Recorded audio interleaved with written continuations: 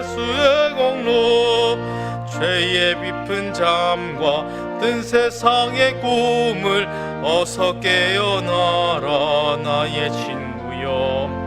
은혜 받은 날과 구원 얻을 때가 지금은 세상에 선포되었네. 주의 그 사랑 한량 없도다. 찬송할지어다 예수의 공로. 주의 그 사랑 한량 없도다. 찬송할지어다. 주의 그 사랑 한량 없도다. 주의 그 사랑 한량 없도다. 찬송할지어다 예수의 공로. 주의 그 사랑 한량 없도다. 찬송할지어다 예수의 공로. 아멘. 우리 한 장 더 찬양합니다. 288장 찬양하겠습니다. 찬송가 288장입니다.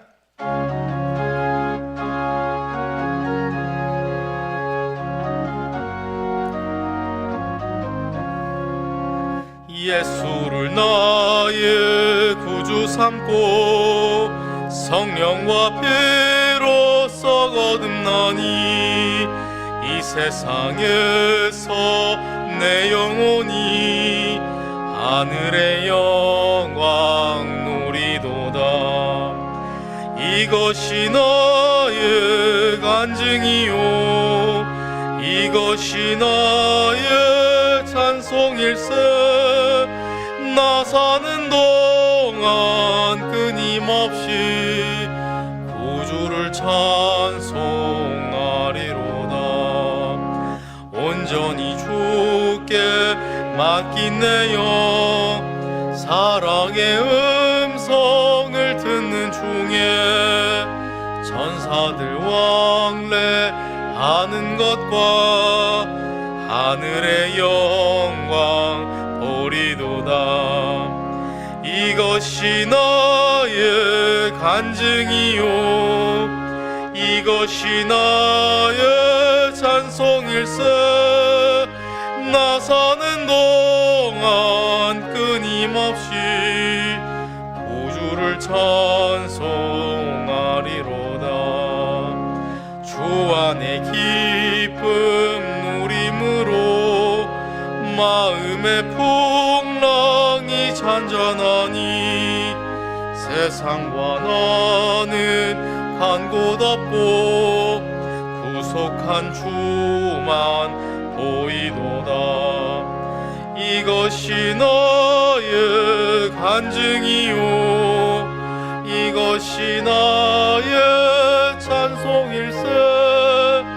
나 사는 동안 끊임없이 구주를 찬송하리로다.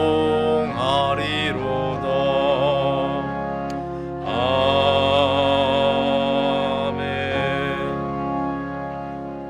오늘 예배를 위해서 성난영 집사님 나오셔서 기도해 주시겠습니다.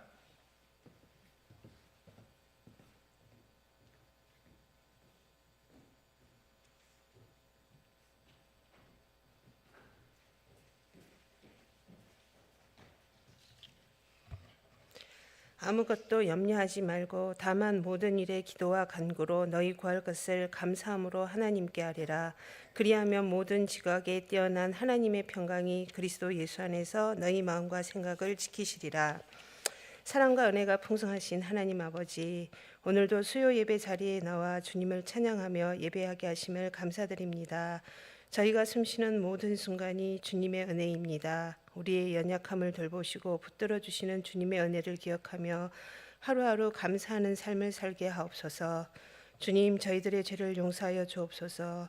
마음과 입술로는 주님을 찬양하지만 때로는 세상의 작은 유혹에도 흔들리고 나태함, 교만함, 시기와 질투의 모습으로 주님을 멀리한 적이 있음을 회개합니다. 저희 죄를 용서하시고 정직한 영과 올바른 기도의 영으로 주님 앞에 서게 하옵소서. 나라와 민족을 위해 기도합니다. 모든 정치 지도자들이 자기의 유익이 아니라 나라와 국민을 위해 헌신하고 주님의 정의와 사랑을 따라서 바른 결정을 내리며 국민을 섬기고 이끌어가는 지도자들이 되게 하옵소서. 대한교회의 다음 세대들을 위해 기도합니다. 유아부터 청년대학부까지 다음 세대를 잘 양육할 수 있게 하시고 각 부서를 섬기시는 목사님들과 전도사님들의 삶 가운데 하나님의 지혜와 성령의 능력이 함께 하시기를 기도합니다. 특별히 2025년 성령의 능력으로 부흥하는 교회라는 표 아래 2월 28일부터 3월 1일까지 전교인 수련회를 준비하고 있습니다. 모든 과정을 예비하시고 눈동자처럼 지켜주시옵소서. 수련회에 참가하는 모든 분들의 좋은 컨디션과 건강을 지켜주시고 좋은 날씨와 수련회로 이동하고 마치는 시간까지 차량 운전자들이 안전하게 운행할 수 있도록 지켜주시옵소서. 주 강사로 섬기시는 김성환 담임 목사님께 건강과 지혜와 건강 주셔서 하나님의 말씀 잘 전할 수 있게 하시고 특강 강사이신 조혜령 교수님께도 지혜와 건강을 허락하시옵소서. 수련회를 섬기는 찬양팀과 모든 일꾼들이 잘 감당하고 수련회가 순조롭게 진행될 수 있게 하시며 수련회를 통해 성령의 놀라운 능력과 은혜를 경험하며 그 경험의 말씀 따라 삶 가운데 사랑을 흘려보내고 은혜의 열매 맺게 하옵소서. 오늘 말씀을 전하시는 담임 목사님과 듣는 성도들의 마음이 하나 되게 하소서. 목사님의 말씀의 능력을 더하여 주셔서 그 말씀이 성도들의 마음에 씨앗이 심길 때 풍성한 열매 맺게 하시며 예배를 통해 주님의 음성을 듣게 하시옵소서. 우리 예배를 기쁘게 받으시고 영과 진리로 예배드립니다. 이 모든 말씀 예수님 이름으로 기도드립니다. 아멘.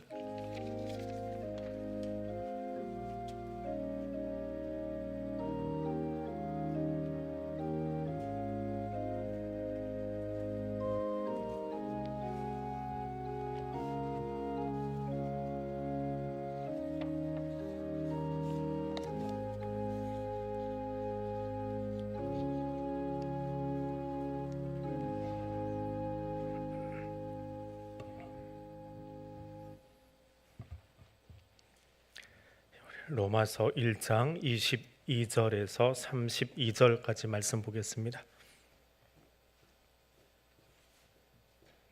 로마서 1장 22절에서 32절 한 절씩 교독하겠습니다. 스스로 지혜 있다 하나 어리석게 되어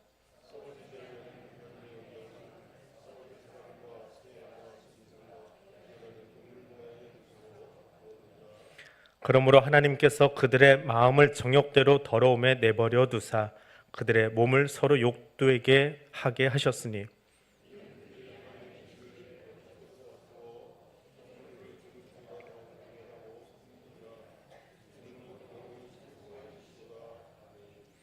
이 때문에 하나님께서 그들을 부끄러운 욕심에 내버려 두셨으니 곧 그들의 여자들도 순리대로 쓸 것을 바꾸어 영리로 쓰며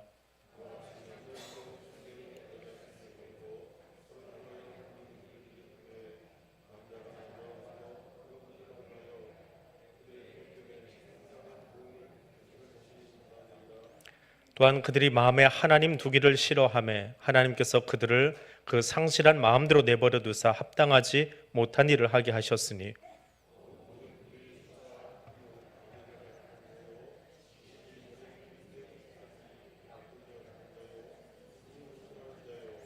비방하는 자여 하나님께서 미워하시는 자여 능욕하는 자여 교만한 자여 자랑하는 자여 악을 도모하는 자여 부모를 거역하는 자여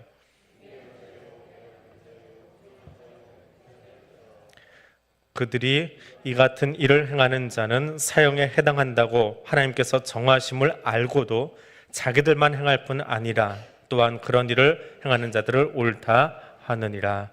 아멘.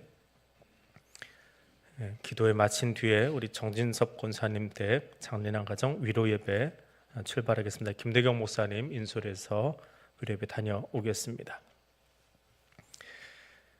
자, 우리는 하나님을 알 수 있다. 혹은 우리는 하나님을 알 수 없다. 어느 게 답일까요?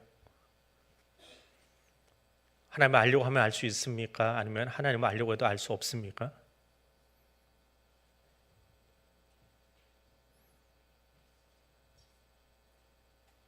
둘 다 맞습니다. 하나님이 자신을 우리에게 계시해 주시기 때문에 알 수 있습니다. 그런데 문제는 하나님을 알 수가 없습니다. 왜냐하면 알 수 있는데 알 수 없다라고 하는 그 말 사이에 들어오는 게 하나 있어요. 죄가 들어옵니다. 죄가 들어오니까 하나님을 알려고 하지 않습니다. 우리 요한복음도 보고 있고 로마서도 보고 있고 그렇게 지금 나눠서 보고 있죠. 새벽에는 요한복음을 계속 보고 있고요. 수요일에는 우리가 로마서를 보고 있는데 빛이 이 세상에 왔을 때 사람들이 영접하지 아니하고 알려고도 하지 아니하고, 이게 요한이 쓴 말이잖아요. 근데 로마서에서도 똑같은 이야기를 합니다. 하나님을 알 수 있습니다. 그런데 알 수 없습니다. 죄가 들어왔기 때문에. 그래서 그 죄가 우리 안에 들어오면 하나님을 알려고 하지 않습니다. 왜요? 죄가 들어왔다. 죄는 뭔가요? 도둑질하고 강도짓하고 험담하고 이게 죄가 아니고요. 성경이 말하는 죄는 내가 하나님 되려고 하는 거거든요. 내가 하나님인데 굳이 하나님을 할 필요가 뭐가 있어요? 내가 하나님이 되겠다는데. 그러니까 하나님을 알려고 하지 않는 겁니다. 그래서 하나님을 알려고 하지 않다 보니까 하나님을 알 수 없어요. 세상의 종교는 인간이 신에게 뭔가를 갖다 바칩니다. 잘 되게 해주세요. 그러고 뭔가 갖다 바칩니다.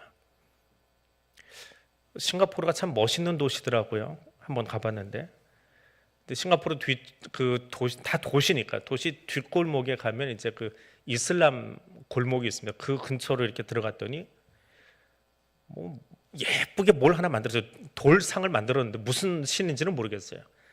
열심히 생활을 가져다가 그 옆에다 목걸이 걸어주고 왕관 씌워주고 막 하는데 얼마나 꽃이 예쁜지 벌들이 거기서 왱왱거리고 날아다니더라고요. 이쪽에서 만들고 있어요. 근데 그 만들어진 게 옆으로 빠져나와가지고 소위 신당에 딱 들어가고 나니까 그냥 거기 가서 조아리고 뭔가를 갖다 바치고 돈 갖다 거기다 올려놓고, 이 땅의 종교가 요구하는, 종교에 있는 모든 신들은 인간이 뭔가를 갖다 놔야 돼요. 인간이 뭔가를 갖다 바쳐야 됩니다. 근데 기독교는 다르지요. 기독교는 하나님이 우리에게 자신을 내어주셨어요. 그게 종교와 기독교의 차이점입니다. 그래서 기독교를 신학교에서 이야기할 때 종교라고 부르지 말아라 그래요. 학교에서야 뭐 네 종교가 뭐냐 그래서 기독교, 불교 뭐 그렇게 따지지만 기독교는 종교가 아니에요. 사실은 우리가 마땅히 해야 될 자리인데 마땅한 걸 마땅하지 않게 여기는 게 세상이거든요. 기독교는 하나님이 자신을 우리에게 내어주셨습니다. 살과 피를 아낌없이 주셨습니다. 하나님은 죄의 결과를 우리에게 돌리지 않으려고 하나님 스스로 짊어지시고 십자가에 못 박히셔서 우리를 구원하셨습니다. 사랑하는 사람이 있으면 그 사랑하는 사람의 고통을 내가 짊어지려고 합니다. 아이가 아프면 엄마가 뭐라고 그래요? 내가 대신 아팠으면 이라고 하잖아요. 대신 아플 수 없지만 내가 대신 아팠으면, 아이가 울고 보채는 걸 보면서 엄마는 그렇게 이야기합니다. 근데 하나님은 우리의 죄를 스스로 감당하고 화목제물 되셨어요. 그것이 세상의 종교와 기독교의 가장 큰 차이입니다. 하나님은 실제로 그렇게 하셨어요. 근데 사랑하지 않으면, 하나님이 우리 안에 없으면 어떻게 해요? 책임 전가하고 탓하고 비판하고 트집 잡고, 그래서 공동체가 무너져 버립니다. 그게 죄가 우리 가운데 들어온 다음에 생겨난 현상이에요. 죄가 우리 안에 들어오니까 그냥 트집 잡는 일에만, 판단하는 일에만 정말 열심을 내지요. 열심도 보통 열심들이 아니에요. 뭐 지금 대한민국 보십시오. 얼마나 열심입니까?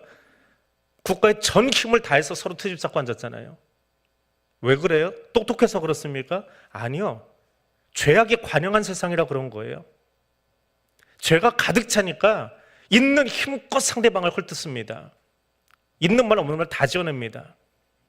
이게 죄의 결과예요. 그거를 의롭다라고 말하지 마세요. 그건 죄의 결과입니다.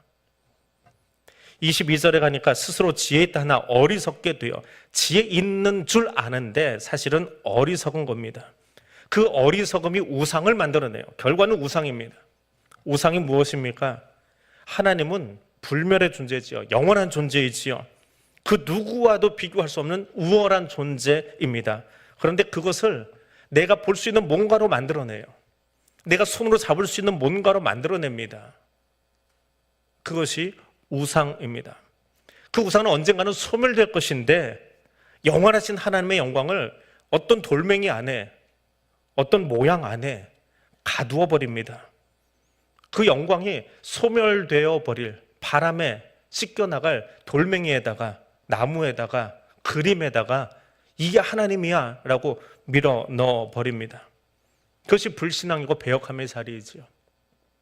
가장 대표적인 것이 출애굽기에 나오는 금송아지 사건입니다. 시편 기자는 이렇게 이야기합니다. 그들이 호렙에서 송아지를 만들고 구워 만든 우상을 경배하여 자기의 영광을 풀먹는 소의 형상으로 바꾸었다. 어떤 이유로 금송아지를 만들었는지 모르겠어요. 이유를 설명하려면 애굽에서 보고 자란 게 송아지라 그렇다. 혹은 당시의 신관이 신이 내려오면 타고 다니는 게 송아지니까 소를 만들었다. 이유를 갖다 댑니다. 그건 그냥 사람이 다 갖다 붙이는 이유예요. 결국은 하나님이 어떤 존재인데 천지를 만드신 하나님을 고작 풀먹는 소로 만들어서 앞에다 갖다 놓고 있습니다. 출애굽기를 읽으면 하나님이 자신을 이미 이스라엘에게 계시해 주셨어요. 요즘 우리가 쓰는 말로 계시해 주셨어요. 보여주셨어요. 나 이런 존재야. 어떻게 해요? 홍해를 가르셨어요. 그걸 마른 땅 만드셔서 이스라엘 출애굽한 인원을 최소한으로 잡아 250만 잡습니다. 많이 잡으면 350만까지 잡기도 해요. 정확하게 모릅니다. 남자만 60만이니까 그냥 거기다 곱하기 몇 하는 수밖에 없어요. 실제로 애를 얼마나 낳는지, 노인이 얼마나 된지 모르니까 얼추 잡아 250만에서 300만이 그곳을 지나가려면 며칠 동안 홍해를 갈라놔야 될까요? 신약자리 하나님은 일주일은 갈라져 있어야 된답니다. 바닷물에 일주일은 갈라져 있어야 250만이, 그것도 북한이 남침하려고 만들어놓은 땅굴처럼 정규 군대가 줄지어서 지나갈 때 일주일 걸린대요. 어중이 떠중이 술에 밀고 뭐하고 지나가면 더 걸릴 수도 있어요. 그동안 바다가 갈라져 있어요. 근데 애국 군대는 뒤에서 따라오지도 못해요. 그 일을 하나님이 하셨습니다. 만나와 메추라기 주셨습니다. 물도 주셨습니다. 그 노예가 전쟁을 어디서 배웠다고 전투할 경험도 없는 사람들이 모세가 올라서 손들고 기도하니까 아말렉을 이겼습니다. 아말렉은 당시에 청동기 문명을 가지고 있어요. 이스라엘은 그때 농경 사회를 막 벗어나는 그냥 지푸라기 가지고 벽돌 굽고 있는 그런 노예들인데 그들이 아말렉을 이겼습니다. 그 사건이 다 지나가고 나서 호렙의 사건이 나와요. 32장쯤 가요. 호렙이 나옵니다. 그리고 금송아지가 나와요. 하나님이 다 보여주셨어요. 그러면 이스라엘은 뭘 해야 되는 거예요? 홍해를 갈라주셨고 물을 주셨고 아말렉을 이기게 하셨고 하나님 도대체 누구십니까? 하나님은 어떤 분이십니까? 물어야지요. 모르니까 계속 물어야죠. 하나님을 알아야죠. 그런데 죄성은 어떻게 합니까? 눈에 안 보이는 하나님은 이해가 안 되니까 눈에 보이는 뭔가를 만들어내려고 해요. 그게 금송아지 사건으로 나오는 겁니다. 말씀을 받아야 되는 시내산에서, 호렙산에서 금송아지 만들고 어떻게 행동합니까? 밑에서 백성들이 떠드는 소리가, 성경에는 떠드는 소리가 그렇게 되어 있는데요. 우리 한글 성경에는 히브리어로는요, 술에 취한 듯 뛰놀고 있더라라는 소리입니다. 술 취해서 주사 부리는 것처럼 산 아래서 금송아지 만들어 놓고 방방 뛰고 있었다는 거예요. 하나님이 그렇게 다 보여주셨는데, 자신을 계시하셨는데 계시하신 하나님을 알려고 하지 않고 기껏 하는 것이 금송아지 만들어 놓고 있어요. 홍해의 은혜보다 애굽의 거대한 피라미드, 스핑크스, 송아지 신상이 더 멋있어 보였거든요. 더 크거든요. 우람하고 근육도 있거든요. 하나님 알려고 하지 않습니다. 홍해를 가르신 분 알 수 있게 해달라고 무릎 꿇어야 되는데 이해 안 되니까 어떻게 홍해를 일주일 동안 갈아놓습니까? 바닷물을. 그런 신이 세상에 어디 있습니까? 그 신이 대체 누구냐고 물어야지요.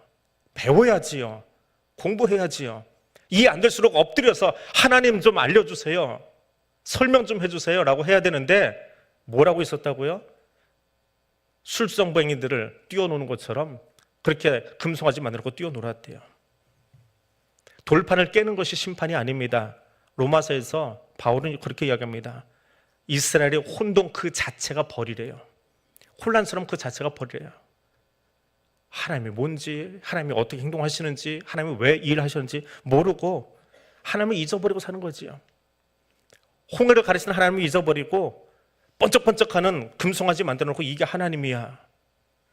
망각하고 살아가는, 하나님의 은혜를 망각하고 살아가는 것이 이미 진노 아래 있는 거예요.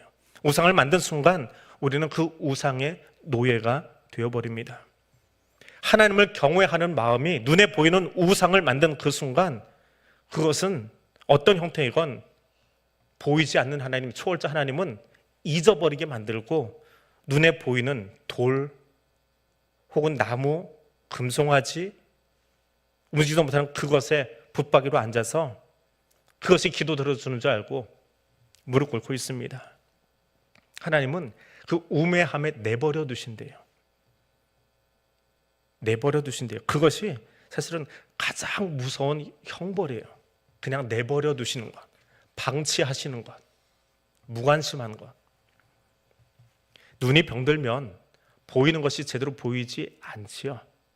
눈이 아프면 앞이 제대로 보이지 않습니다. 영적인 시각이 병들면 우리 마음에 하나님을 온전하게 모셔드릴 수 없습니다. 인식할 수가 없는 거죠. 보이지가 않으니까 사물이 어떻게 생겼는지 모르는 것처럼 우리의 영적인 시각이 병들어 버리면 하나님에 대해서 묻는 것조차 하지 않습니다. 무지함만 남습니다. 그리고 무지하다 보니까 뭘 해요? 궤변만 늘어놓습니다.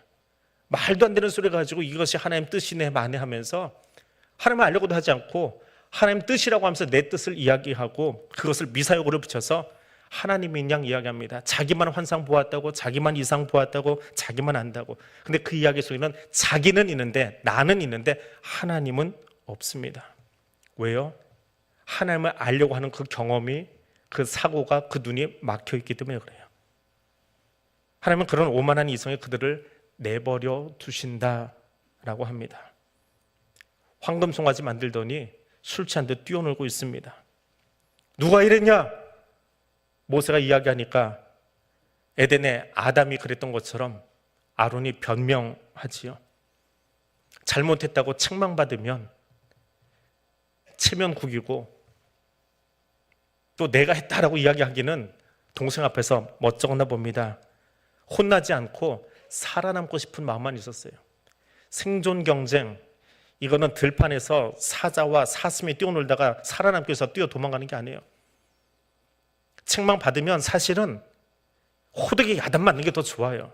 이사야서에 나오는 것처럼 종아리가 터자로 얻어맞아도 차라리 얻어맞고 혼나고 하나님 앞에 구원받고 서는 게 좋아요. 그런데 우리의 죄성은 어때요? 변명하고 아니요, 내가 안 했는데요. 그냥 집어 던졌더니 금송아지가 쑥 하고 나왔는데요. 변명하기 급급합니다. 살고 싶어서요. 혼나고 싶지 않아서요. 근데 사실은 하나님께 혼나는 게 은혜예요. 아론의 의무가 있잖아요. 공동체를 구별시키고 그 구별된 공동체를 이끌고 가나안에 들어가는 것이 지도자들이 해야 될 일인데, 그런데 뭐 하고 있습니까? 황금송아지 앞에서 뛰어놀던 이스라엘은 그런 의무감, 그런 공동체의 어떤 책임 없습니다. 나만 살면 돼요. 누가 그랬냐라고 모세가 이야기할 때에 내가 잘못했습니다.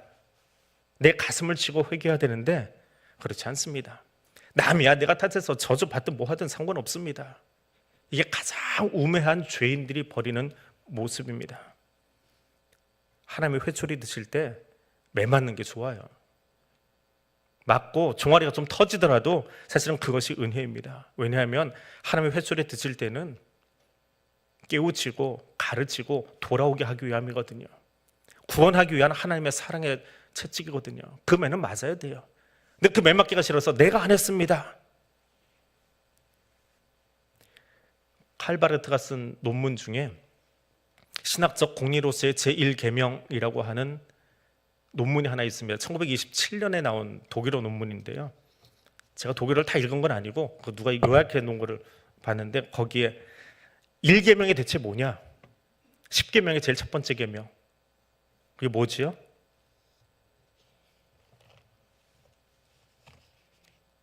너는 나 외에 다른 신들을 내 앞에 두지 말라. 다른 신 두지 말라. 이것은 모든 신학의 기본이라는 거예요.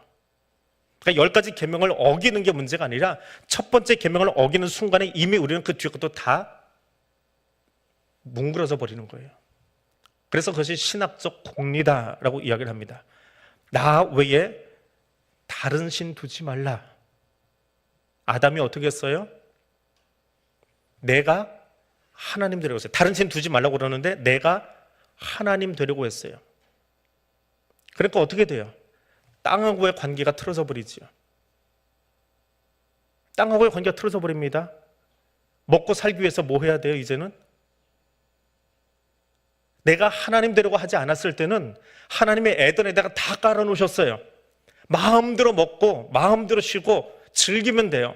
즐기면서 하나님 찬양하면 돼요. 그게 에덴이에요.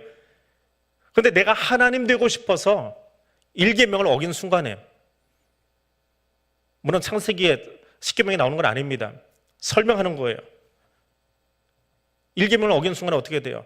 엉겅퀴를 제거해야만 먹을 수 있게 되잖아요. 땅하고의 관계가 틀어져 버렸습니다. 1계명을 어긴 순간에 아내가 어떤 존재가 돼요? 사랑하고 아끼고 너는 내 뼈 중에 뼈요 살 중에 살이다, 그렇게 시적인 노래를 부르면서 잠에서 깨어나던 그 아담이 제가 갖다 줘서 먹었어요. 아내가 뭐가 돼요? 왼수탱이가 돼버려요. 아내에게 탓해요.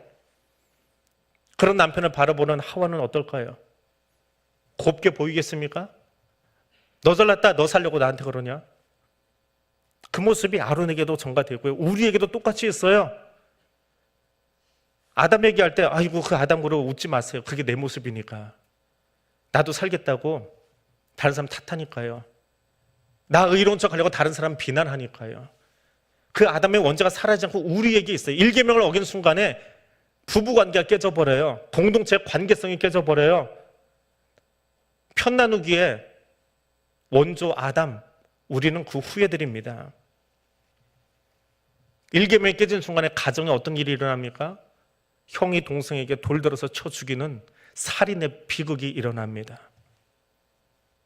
1계명 하나 어겼는데 나 외에 다른 신 두지 말라. 내가 하나님 되려고 아담이 한 순간에 땅과의 관계가 깨지고 부부관계가 깨지고 가정의 관계가 깨지고 공동체가 박살이 나버렸어요. 제일 기본적인 가정 공동체가 깨져버렸어요. 이게 죄예요. 그래서 칼바르트가 이야기합니다. 신학적 공리로서의 가장 근본적인 계명이 1계명이다. 다른 것 볼 필요 없다는 거예요. 내가 하나님 되려 한 순간에 모든 게 다 깨지게 돼 있어요. 내가 하나님 되려고 하는 순간에 내가 신이에요. 우리 안에도 그런 거 있잖아요. 내가 신이에요. 내가 다 알아요. 내 말만 정답이에요. 그 순간에 공동체 다 깨집니다. 협력, 상생 그런 거 없습니다. 그것이 죄의 결과입니다. 그래서 이 땅에 오신 하나님이 우리에게 기도할 때에 가장 먼저 구할 것이 이거라고 가르쳐 주셨어요. 뭘 가르쳐 주셨어요? 너는 먼저 뭘 구하래요? 그의 나라와 그의 의를 구하래요. 오늘도 먹을 것 주세요. 오늘도 건강 주세요. 오늘도 집 주세요. 그거 기도하라고 하지 않았습니다. 뭘 구하라고요? 그의 나라와 그의 의를 구하래요. 네가 하나님 되려고 하지 말고, 네가 으뜸 되려고 하지 말고 어떻게 하래요? 그의 통치를 구하래요. 그의 나라, 대한민국 달라고 미국 달라고 그 얘기하는 거 아니에요. 그 나라는 통치예요. 하나님의 통치를 내게 허락하세요. 내가 하나님의 통치 아래 들어가겠습니다. 내 의를 주장하지 않겠습니다. 나는 의로운 사람이 아니에요. 하나님의 의로 나를 덧입혀 주세요. 그러면 나머지가 다 해결된대요. 하나님이 나를 통치하시니까 어떻게 돼요? 내 의로움으로, 내 주관으로, 내 판단으로 세상을 말하고 판단하고 말하던 사람이 하나님의 통치 아래 머무니까 하나님의 시선으로 세상을 바라보고 하나님의 시선으로 가정을 바라봐요. 무엇보다 하나님이 어떤 분이요? 우리 하나님께 기도할 때 어떻게 하나님을 호칭합니까? 주님이 가르쳐 주신 기도 안에 하늘에 계신 우리 아버지, 그분이 나의 진정한 아버지가 되잖아요. 그 아버지가 나를 통치하게 돼요. 가정의 으뜸이신 아버지가 나를 통치하게 돼요. 그럼 그 아버지가 내게 가르쳐 주시잖아요. 가정은 이런 거야. 에덴에서 하나님 되려고 했던 아담은 아내를 탓하고 쟤 때문에 그랬어요 그랬는데 아버지가 가르쳐 주시잖아요. 아내는 어떤 존재라고요? 뼈 중에 뼈고 살 중에 살이라고요. 하나님이 내게 주신 선물이라고요. 아버지가 그렇게 가르쳐 주세요. 죄성을 가지고 아내를 바라보면 탓하는 존재인데 아버지가 내게 가르쳐 주시는데 그 나라를 구했더니 하나님의 의를 구했더니 아내를 바라보는 시선이 바뀌어요. 남편을 바라보는 시선이 바뀌어요. 자녀들을 바라보는 형제를 바라보는 시선이 바뀌어요. 약해 보이고 좀 모자라 보이지만 그도 내게 붙여주신 소중한 형제예요. 소중한 자매들이에요. 소중한 내 공동체의 일원이에요. 나와 생각이 좀 다르고 뜻이 다른지 모르겠지만 하나님이 그들을 지금 내게 붙여주신 소중한 동역자들이에요. 그 시선을 누가 준다고요? 내가 하나님이 되면 나와 다른 것은 다 내가 판단하고 밑으로 놔요. 근데 하나님이 아버지가 되니까 보는 것이 달라져요. 하나님과의 관계가 회복되고 가정의 주인이 되시니까 부부와 자녀 관계가 회복되고 하나님의 통치가 내게 임하니까 나라가 달라져요. 정말 놀라운 건 바르트가 1927년에 이 논문을 썼는데 이때는 히틀러가 아직 등장하기 전입니다. 이 논문 후반부에 보면 국가에 관한 이야기도 나와요. 병든 국가는 폭력적인 국가가 될 수밖에 없다. 그것도 가장 최악의 국가가 등장한다라고 하는 이야기가 이 논문 뒤에 나오는데요. 완전 예언 같은 논문이 되어버렸어요. 이 논문이 나온 뒤에 히틀러가 등장을 합니다. 1, 2차 세계대전이 일어나고요. 죄로 말미암아 무너진 사람들이 통치권자가 되어버리니까 전 세계를 전쟁의 동아리로 밀어넣어버리는 정말 국가 사회주의의 악마성을 가진 히틀러 같은 존재가 등장하더라는 거예요. 하나님 외에 다른 신을 두지 말라. 어디에요? 내 중심에. 네가 하나님 되려고 하지 말아라. 오직 하나님만이 내 삶의 주인이 되고 왕이 되게 하라 이야기합니다. 죄의 문제. 오늘 22절에서 32절까지의 이야기는 죄의 결과가 무엇이냐라고 하는 것을 쭉 풀어놓은 이야기입니다. 이것을 바르트는 이런 단어로 표현합니다. 밤의 지혜가 움직이는 세상. 어둠의 지혜가 움직이는 세상. 밤의 지혜는 정지라는 말을 할 줄 모른답니다. 정지, 스톱. 독일어로 할트라고 하는데요. 머무든 개가 머무든 개 나무라 한다고 하지요. 우리말 속담에. 타인을 향해서는 틀렸어, 아니야, 잘못됐어, 고쳐야 돼 라고 이야기하는데 죄는 나한테는 그 이야기를 안 한대요. 이게 밤의 지혜래요. 머무든 개가 머무든 게 나무란다. 이건 죄인이에요. 내가 멈춰야 될 자리가 있고 내가 정지해야 될 걸음이 있는데 나한테는 안 한대요. 근데 타인한테는 끊임없이 요구한대요. 정지, 그만해, 잘못했어, 너 나빠, 실수했어. 타인을 해서 끊임없이 이야기하는 죄인의 모습이요. 그 죄의 결과는 죽음입니다. 죄는 우리의 시선이 하나님께 가지 못하고 땅에만 고착하게 만듭니다. 그리고 자기가 만든 모든 것, 자기가 만든 집, 자기가 만든 견고한 아성, 자기 것, 그것이 최고다, 아름답다, 멋지다, 자기가 만들어놓고 자기가 자화자찬하는 이것이 죄인입니다. 라틴어에 메멘토 모리라고 하는 말이 있습니다. 메멘토 모리. 로마 시대에 원정을 나갔던 군대가 승리하고 돌아오면 개선 장군이 제일 앞에 서고요. 저 뒤에 노예들이 줄에 묶여서 따라옵니다. 그래서 앞에 가는 개선 장군 들으라고 소리를 지른답니다. 메멘토 모리, 메멘토 모리. 라틴어로 저 메멘토 모리는 죽음을 기억하라 라는 말입니다. 개선 행렬이 쭉 걸어가고 있는데 양쪽선 꽃가루를 뿌려주고 황제는 나와서 수고했다고 훈장 달아주고 하는 그 자리에서 노예가 되어버린 폐잔병들이 따라오면서 이야기하는 거예요. 메멘토 모리, 메멘토 모리. 전쟁에서 이겼다고 너무 우쭐대지 마라. 오늘은 개선장군이지만 너도 언젠가는 죽는다라고 하는 것을 기억하라. 메멘토, 기억하라. 모리, 죽음. 죽는다는 걸 기억하라. 그러니까 겸손하게 행동해라 라는 말이라고 합니다. 개선의 행렬 뒤에는 항상 이 외침이 있었다고 합니다. 중세 수도사들이 수도원 경내에서 돌아다니다가 서로 만나면 그렇게 이야기했답니다. 메멘토 모리, 죽는다는 걸 기억하십시오. 죽음을 기억하십시오. 오늘도 장례식 위로 예배를 가야 하지만 우리도 다 죽습니다. 우리는 죽는 존재입니다. 흙으로 돌아가는 존재입니다. 그걸 기억하십시오. 그래야 겸손해집니다. 안 죽을 것 같으니까 교만해요. 내가 중부장창 이 자리 누릴 것 같으니까 세상 모르는 줄, 높은 줄 모르고 어디가 끝인 줄 모르고 교만해집니다. 죽음을 기억하랍니다. 영화 죽은 신의 사회에서는 키팅 선생이 이 식구를 인용하면서 죽음을 기억하기 때문에 내일 말고 오늘을 똑바로 살아라 뭐 그렇게 인용을 합니다. 근데 그건 영화고요. 그리스도인은 여기에 이렇게 라틴어를 붙이면 좋습니다. 메멘토 모리, 메멘토 도미니. 죽음을 기억하십시오. 그러하기에 뭘 기억하라고요? 뒤에 문장은 아시겠지요? 메멘토 기억하라, 도미니. 주님을 기억하십시오. 내가 죽는다는 존재인 것을 안다면 누구를 기억하라고요? 하나님을 기억하라고요. 그것이 그리스도인들이 할 수 있는 말입니다. 영원한 심판, 죽음이 있는 것을 안다면 우리는 죽음을 두려워하는 존재가 아니라 하나님의 계심을, 하나님이 우리에게 영원한 생명을 주기 위해서 이 놀라운 생명의 책을 우리에게 주셨음을 기억하면 되는 거예요. 그러면 가장 겸손해지고 또 하나님을 더 가까이 알려고 달려갈 수 있습니다. 어떻게 해요? 다음 주에, 그 다음 주에 우리가 읽겠습니다. 인간은 인간의 의의를 자랑합니다. 근데 그것 가지고 우리는 살 수 없어요. 하나님이 주신 의로만 살 수 있습니다. 하나님이 그 의로움을 우리에게 덧입혀 주셨어요.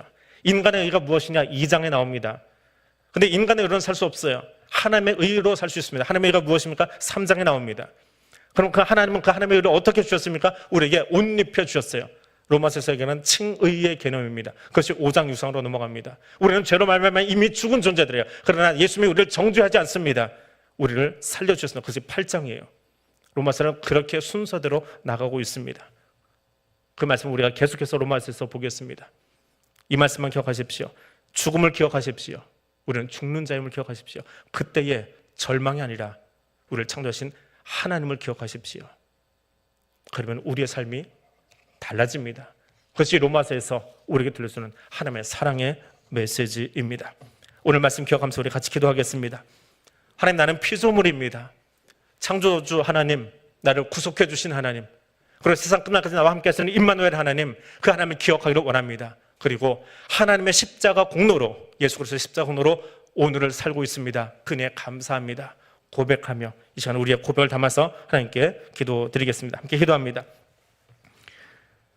거룩하신 하나님, 나는 흙으로 빚어진 피조물인 것을 다시 한번 고백합니다. 아담의 원죄가 여전히 우리 안에 있음을 또한 고백합니다. 피조물인데 내가 하나님 되려 하였고 내가 으뜸되려고 하였고 그 교만함이 여전히 내 안에 있음을 이 시간 주님 앞에 고백합니다. 그리고 이 시간 바울을 통해서 들려주신 그 말씀을 다시 한번 기억하기를 원합니다. 죄의 결과가 우리를 얼마나 우매하게 만들고 어리석게 만들고 스스로를 갈라놓고 우리의 공동체를 파괴하고 엉망으로 만들고 있는지 하나님, 그 죄의 무서운 결과를 보았습니다. 우상은 다른 곳에 있지 아니하고 내가 하나님 되려 한 것이 가장 큰 우상인 것을 오늘 말씀을 통해서 다시 바라다 봅니다. 창조주이신 하나님, 나의 구속자이신 하나님, 세상 끝날까지 우리와 함께 하시는 성령 하나님, 그 하나님 기억하기를 원합니다. 그리고 오늘 내가 사는 것은 나의 공로가 아니라, 나의 의가 아니라, 내 힘이 아니라 십자가의 공로로 오늘을 살고 있음을 기억하며 우리는 죄로 말미암아 죽은 자이지만 예수 그리스도의 십자가 사랑으로 오늘 새로운 생명을 얻으며 그 십자가 사랑으로 오늘도 감사함 가운데 기쁨 가운데 주님 앞에 나올 수 있었음을 고백하며 일어서기를 원합니다. 내 의로 살지 않겠습니다. 나의 의로움을 자랑하지 않겠습니다. 내게 덧입혀 주신 예수 그리스도의 의로움을 자랑하며 하나님께 온전히 영광 올려드리는 그 예배자 되기를 원하오니 성령님 우리와 함께하여 주옵소서. 나는 피조물입니다. 창조주 하나님, 십자가의 은혜로 나를 구속하여 주신 하나님, 세상 끝날까지 우리와 함께 하시는 성삼위 하나님 감사합니다. 그 은혜로 일어서서 다시 우리의 땅으로 나아가겠습니다. 거기서 우리의 의, 나의 의를 자랑하지 않게 하여 주시고 나를 창조하시고 나를 구속하여 주시고 나를 의롭다 하신 그 하나님의 사랑만을 자랑하며 영광 올려드리는 예배자 되게 하옵소서. 예수님 이름으로 기도드립니다. 아멘. 하늘에 계신 우리 아버지, 아버지의 이름을 거룩하게 하시며 아버지의 나라가 오게 하시며 아버지의 뜻이 하늘에서와 같이 땅에서도 이루어지게 하소서. 오늘 우리에게 일용할 양식을 주시고 우리가 우리에게 잘못한 사람을 용서하여 준 것 같이 우리의 죄를 용서하여 주시고 우리를 시험에 빠지지 않게 하시고 악에서 구하소서. 나라와 권능과 영광이 영원히 아버지의 것입니다. 아멘.